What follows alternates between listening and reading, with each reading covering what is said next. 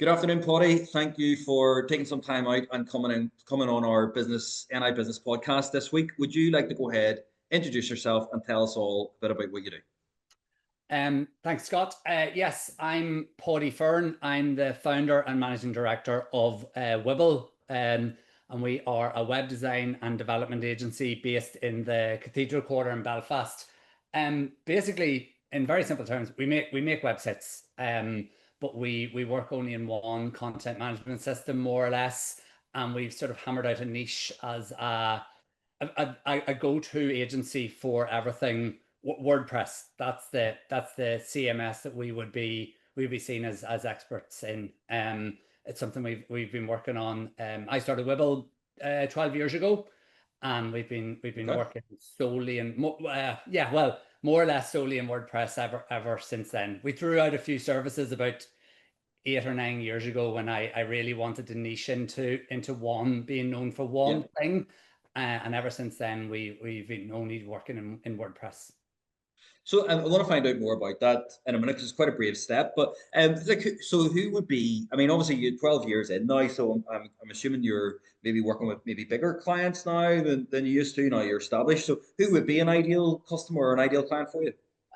Well, in reality, we're very lucky, and on purpose we're sector agnostic so we don't specialize with a specific sector. We specialize in CMS. We're CMS specific, sector agnostic on design. You know, the global financial crunch, COVID in 2020, you know, every sector is susceptible to something.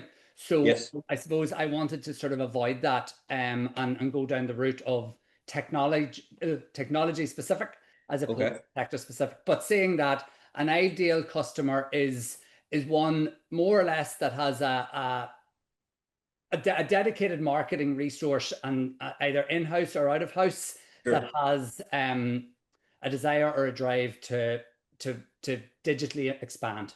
And I know that's a horrifically vague message, but you know, it's all we really need is a company that has a little bit of time and resources to dedicate.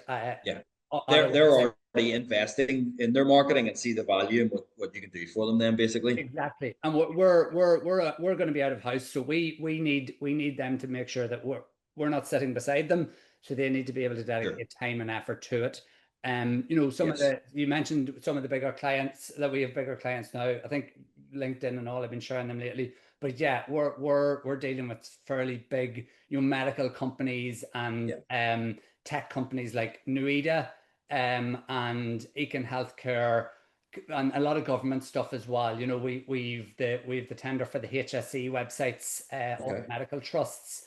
We won the public tender for Commission for Victims and Survivors, and I think it reflects relatively well on our reputation. You know, we team up with a number of other agencies as the tech delivery partner, and we've teamed up with a really big agency in Belfast, Big Motive, and we launched a big project for the CGINI, which is the Criminal Justice Inspectorate, up in Stormont there a couple of weeks ago. Cool. So it's exciting projects and big, you know, high level ones, which is awesome, and I'm sure that's a long way from where you started. So look, tell us. So 12 years ago, you started out. I mean, what would you say has been what's been your biggest learning in that last 12 years? About myself, probably. Well, I'd say biggest learning of business, and then biggest learning about yourself. I suppose in business, my biggest learning is nothing is set in stone. So I've really come to learn this, that people tell you, you know, I'll sign that contract tomorrow, we'll start the project on Monday, let's go. Yes. Or that money will be paid by accounts in the morning, we're ready to go on this project. You know, and I'm a very process oriented person, and the business is scheduled and all of that sort of stuff. So learning to live with that and learning to accept that these things aren't going to happen until they happen is probably the biggest learning. You know, you hear it up in Stormont all the time. nothing's agreed until everything's agreed. So it's sort of like that, like marketing's on board, the tech's on board, the CEO's on board, and then finance are like, there's no PO for this. And we're like, oh, come on. So the biggest learning will be that, nothing. Everything takes a bit longer than you think it's going to, doesn't it? Yeah. And at the start, whenever you only had one or two projects going, a project getting held back by, like, we have a project that we were just about to pull the trigger on, and it's been held back 4 or 5 weeks. We're grand. We have a fairly good pipeline of work, so we just move things about, and that's it. But that could have been a showstopper, 9 or 10 years ago. So it's about if somebody who's a bit newer to business is hearing this, it's about managing your own expectations. Yes. If you think you're going to like double your business in 6 months, it's probably going to take you 18 months. It's just managing your own time expectation, isn't it? And and everything you just have to build in a buffer to more or less everything. We had people who we new staff that were coming in, and they were like, I'm signing the contract this evening, and then boom, a counter offer from their current employer, and it doesn't happen, and then all of a sudden you're like, I need to start the process again and go. This has literally happened in the past.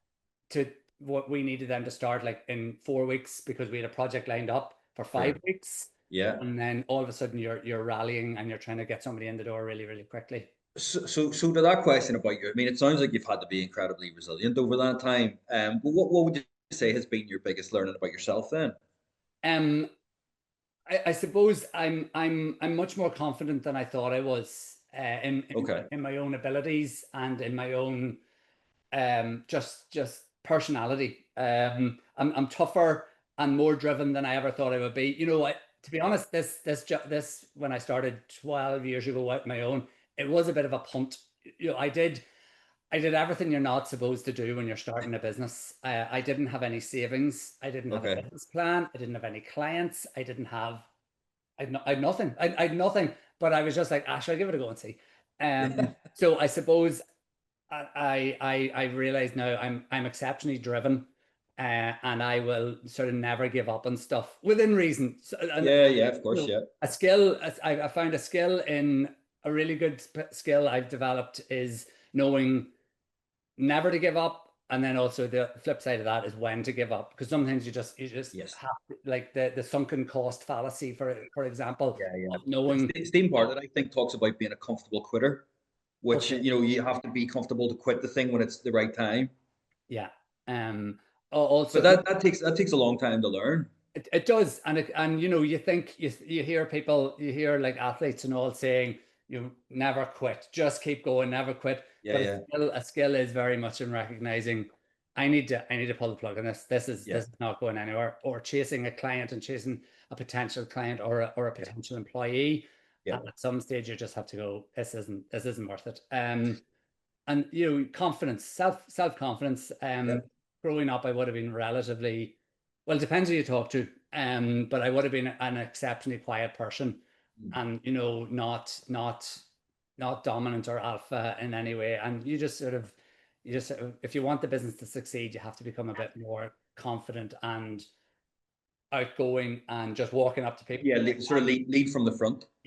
And like we have a team of 9 now, so at some level they're turning to you to expect you to demonstrate leadership and abilities and lead the way. Like we've gone through COVID and lockdown and all of that sort of stuff, so like they were turning to me like, what are we doing? What's happening in the business? At some level I'm like, I don't know, but you have to have that mask on where you do know when you're going to take control. So I've learned that I actually am a lot more resilient and tougher and determined and confident than I ever thought I would be. I suppose that, and that's just sort of learn to back yourself, isn't it? They talk about imposter syndrome, and I'd say I still suffer from it, but what helps with me is I now have a team of people who are exceptionally more capable at doing the job than I ever was. So some egotistical people wouldn't employ people that are better at development or design than them, but I'm obviously of the opposite opinion. And I'm now able to, I don't need to go into a meeting and say, I'm the best at XYZ. I need to turn and go, my team is the best at XYZ. Yes. I'm a clown. I don't know what's Yeah. happened. They're Yeah. the people that are going to be leading you in this project, and I'm just here to Which facilitate. again, it's I mean, it takes a long time to have the confidence to go like, I'm not the best at this. Yeah. I can get out of the way and let them let the team take care of it, which is all. I'm sure that's just seen your business go from strength to strength. Then. It has, I have like I said, we're process driven. We've what's that book, the E-Myth Revisited, where they Yes. speak about the franchise model. Like, we'll never be Yeah. a franchise, but No. we everything is documented. We have an LMS. It used to be when somebody would start, I would sit with them for 2 or 3 days and go through everything. Oh yeah, wait a minute, this is how we do this. So we try to document everything, Yeah. so that I don't want to be more or less involved in the day-to-day running of the No. thing. And I have an exceptionally talented team of Sure. designers, developers, support agents, project managers, and they all my role is now is new business and marketing and Yeah. the easy stuff, Yeah. The fun stuff. Take all the glory. fun stuff, going to events, all that. Yeah. Going to New York, like I did with the Belfast Chamber, Sure. Yeah. stuff like that. Yeah. And then let the serious people deal with the technology and Yeah. the design and the development and all that. So you mentioned earlier, and again, it's another brave step, I think, but it seems like it's worked well for you, is to sort of niche into a certain area. Tell me about that decision and what that was like. Um, I suppose out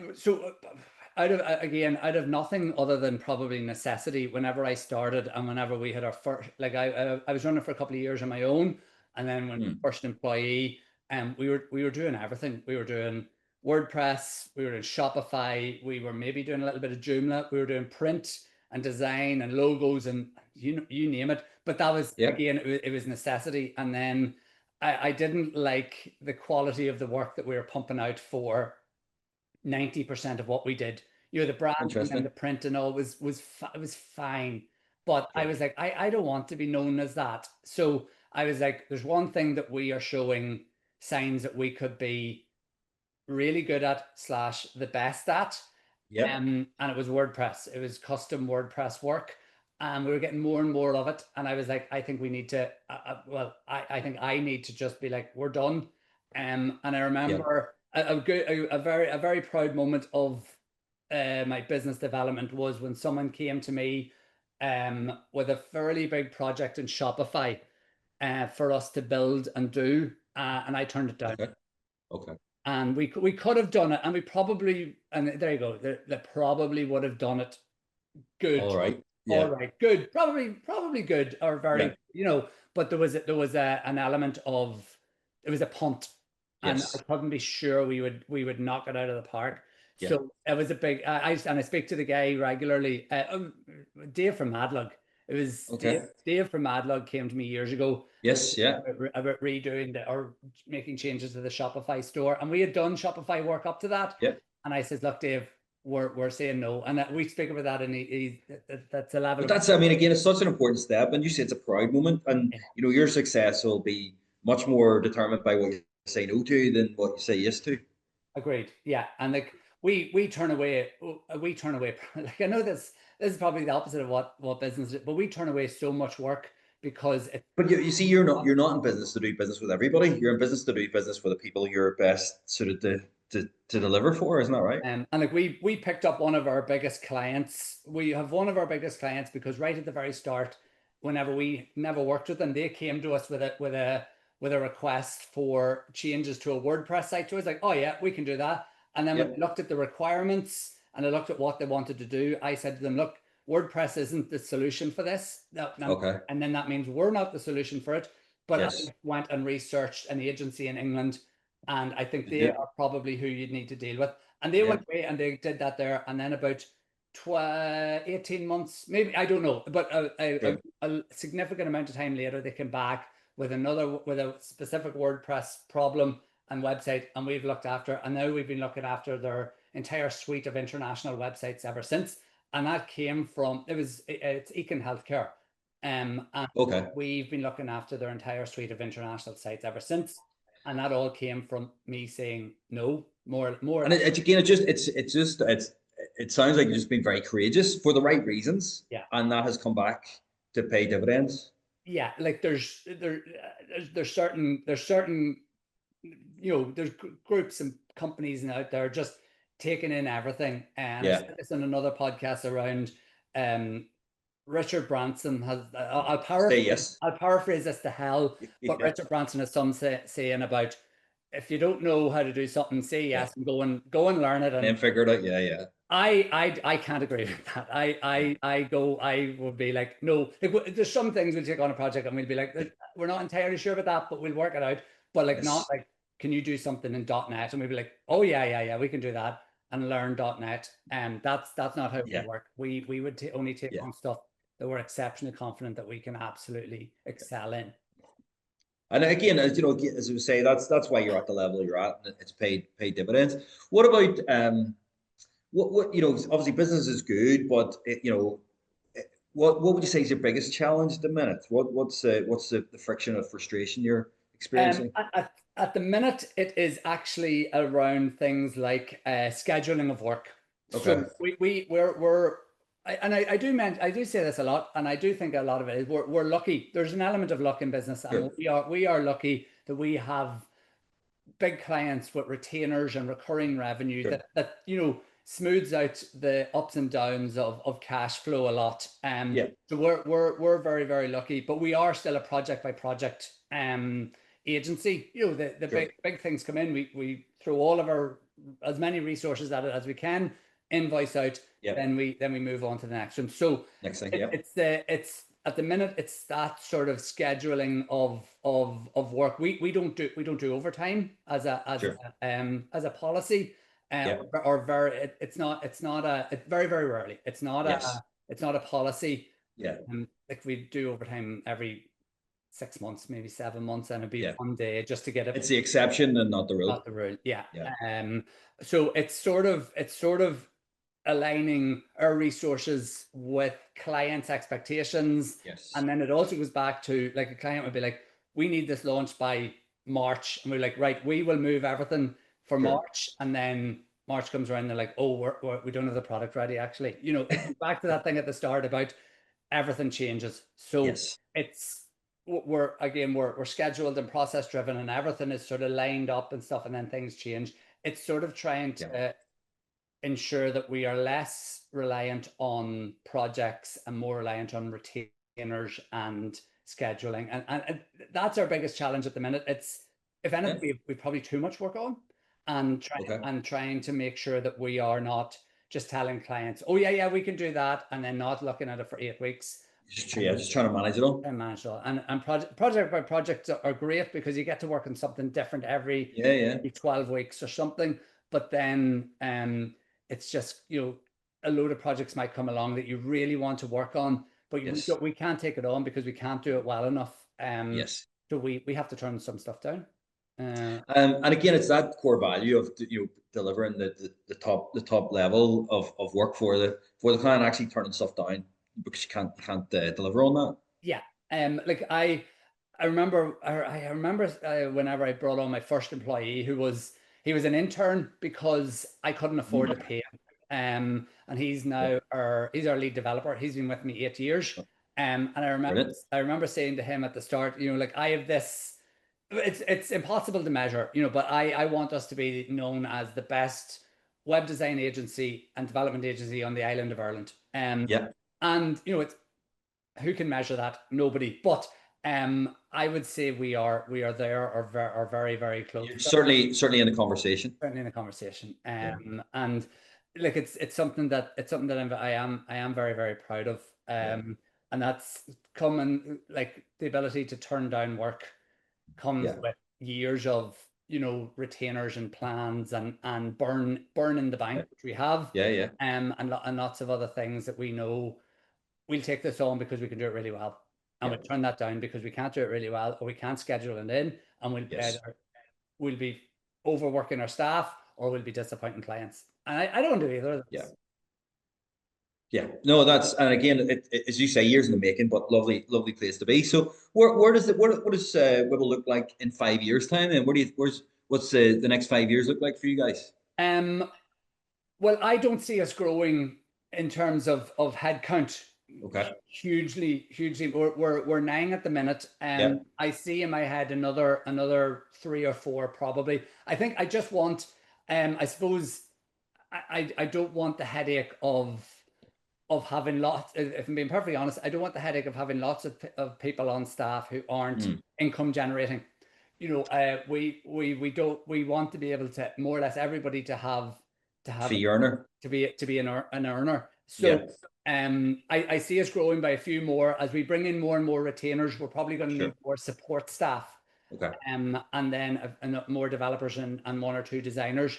But I would see us hopefully being like one of this goes back to lack of confidence and all that there sort of stuff that Okay. the like 14-year-old Paudie is saying, shut up, just shut up. Mm. Yeah. Yeah.